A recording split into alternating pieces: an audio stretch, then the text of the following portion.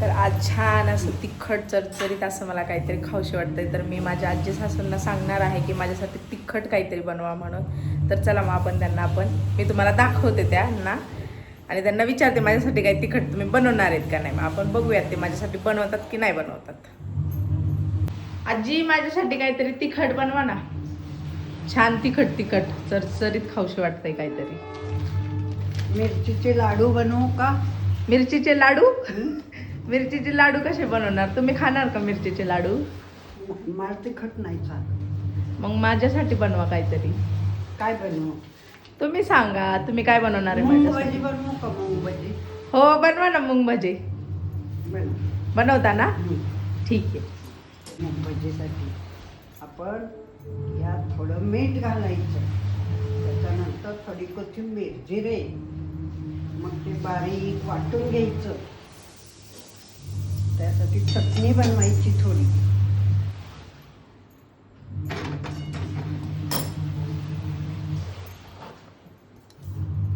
आता काय करायचं आहे? मिक्सर मध्ये वाटून घ्यायचं. मिक्सर मध्ये बारीक वाटून घ्यायचं. ठीक आहे चालेल. तर मित्रांनो आज माझी खूप मज्जा आहे, कारण माझी आजी सासू माझ्यासाठी मूग डाळीचे भजे बनवणार आहे. तर तुम्ही बघू शकता त्या बनवतायत. हे बघा आजी बघा. आता हे मूग डाळीचं वाटण तयार झालेलं आहे. आता हे थोड्या वेळात आपण थोडंसं पीठ हे झालं की तळून घेऊ मस्तपैकी छान, आणि त्यासाठी थोडी चटणी बनवू. मी आता मूग भजीसाठी चटणी बनवणार आहे. त्यासाठी साहित्य घेतलेलं आहे: भाजलेले शेंगदाणे, ओले खोबरं, पुदिना, कोथिंबीर, लसूण, हे सगळं छान असं भाजून घेतलेलं आहे. आता थोड्याच वेळात चटणी बनवणार आहे. माझी आजी मस्त माझ्यासाठी ते भजे बनवत आहेत. तर मी तुम्हाला दाखवते. माझं काम चालू आहे. मी मशीनला कपडे लावले आहे. तर तुम्ही बघा आता माझं ते पण काम चालू आहे.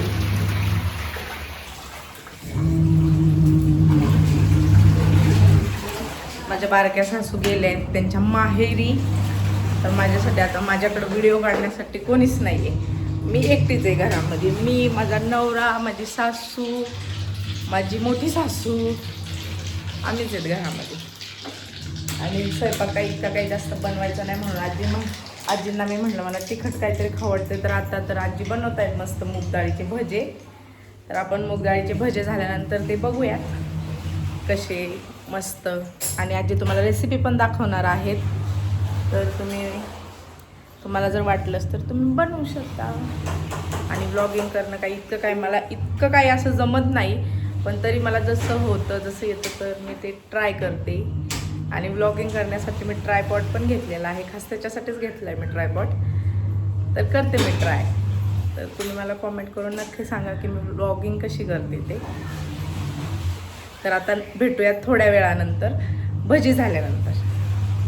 ते जी पुदिनाची चटणी दाखवली ना आजीने तुम्हाला, तर आजी त्याच्यामध्ये आता थोडंसं दही पण टाकणार आहे. तर खूप छान लागते म्हणे. आता मी तर कधी खाल्लेली नाही आहे, पण मी आता त्या बनवत आहेत म्हणून मी खाणार आहे. आणि त्या स्वयंपाक खूप टेस्टी बनवतात, खूप छान बनवतात. आणि त्या नेहमी आल्या की म्हणजे त्या त्यांच्या मुलीकडे कधीतरी जात असतात. ते इथंच राहतात, पण मुलीकडे गेल्या की मी त्यांना काही ना काही सांगतच असते बनवायला, हे बनवा ते बनवा. तर त्या माझ्यासाठी बनवतातच.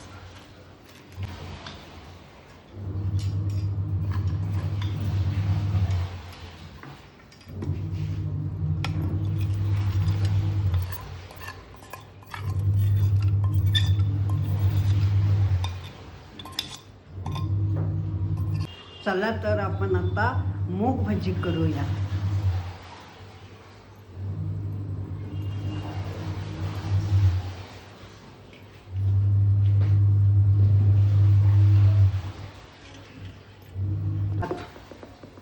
आता हे तेल गरम झालेलं आहे. आता याच्यात आपण छोटी छोटी अशी भजी करून टाकायची अशी.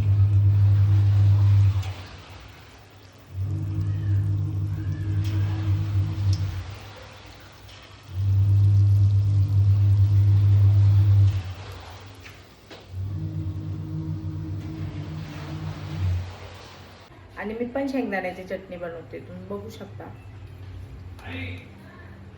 चला तर मग आपण टाकूयात तेलामध्ये. आणि माझा कॅमेरा थोडा खाली करते म्हणजे तुम्हाला व्यवस्थित असं दिसेल.